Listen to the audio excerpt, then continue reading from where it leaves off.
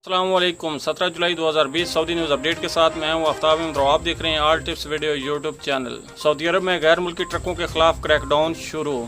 Saudi public transport authority ने सऊदी अरब में मुख्तलिफ ट्रैफिक खिलाफ वर्जियाँ करने वाले गैर मुल्की ट्रकों के खिलाफ क्रैकडाउन का आगाज़ कर दिया है।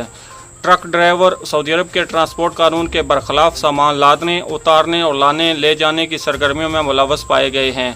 अखबार 24 के मुताबिक पब्लिक ट्रांसपोर्ट अथॉरिटी ने महकमा अमन अमामा के तावन से दारकूमत रियाज में दाखिले के मुख्तलिफ रास्तों पर चेक पोस्टें कायम कर दी हैं, जहाँ गैर मुल्की ट्रकों के दस्तावेज़ात और लाइसेंस की छानबीन की जा रही है।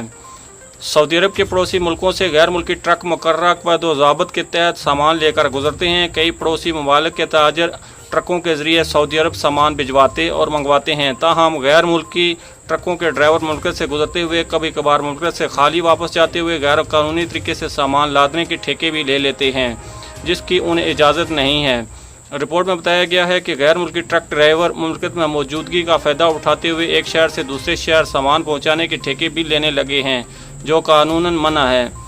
इससे मकामी ट्रकों के मालिकान को नुकसान पहुंच रहा है और मज़कूरा कार्रवाई का मुहर्रिक सऊदी ट्रकों के मालिकान और उनकी कंपनियां ही हैं। ये थी फ्रेंड्स अभी तक की सऊदी अरब से लेटेस्ट न्यूज़ अपडेट। अगली अपडेट्स के लिए हमारे चैनल को लाजमी से सब्सक्राइब, वीडियो को लाजमी से लाइक और अपने फ्रेंड्स के साथ शेयर भी कर दीजिए। मिलते हैं नेक्स्ट वीडियो में, तब तक के लिए अल्लाह हाफ़िज़। पाकिस्तान जिंदाबाद।